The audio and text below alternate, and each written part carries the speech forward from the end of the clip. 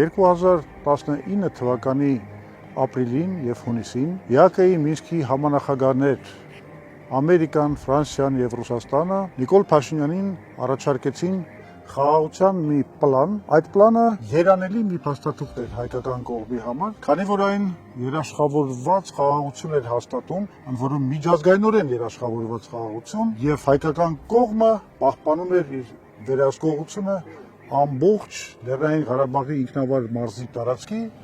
ինչպես նաև Քելբաջարի եւ Լաչինի շրջանների նկատմամբ։ Նիկոլ Փաշինյանը եւ Զորաբ Նացականյանը թաքցեցին այդ փաստաթուղթը հանրությունից, իսկ առաջարկը հանձնելուց 2 ամիս հետո մեկնեց Ստեփանակերտ եւ ամբողջ աշխարհին հայտարարեց, որ Արցախը Հայաստան է եւ վերջ։ Մինսկի խումբը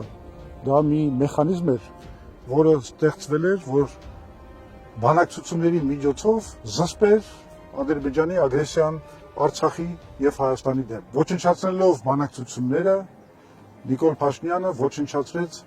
առաջին հերթին հենց այդ մեխանիզմը։ Ադրբեջանը սկսեց իր աղետալի հարձակումը,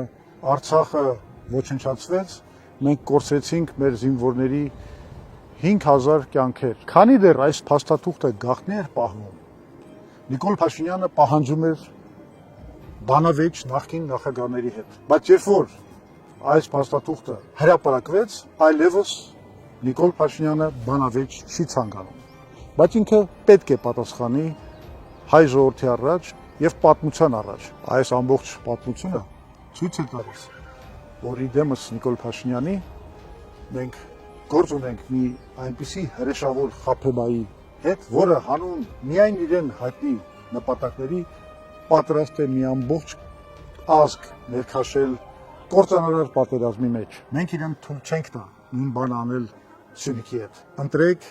խելամիտ ուղին դեպի ինքնիշխան խաղաղությունը։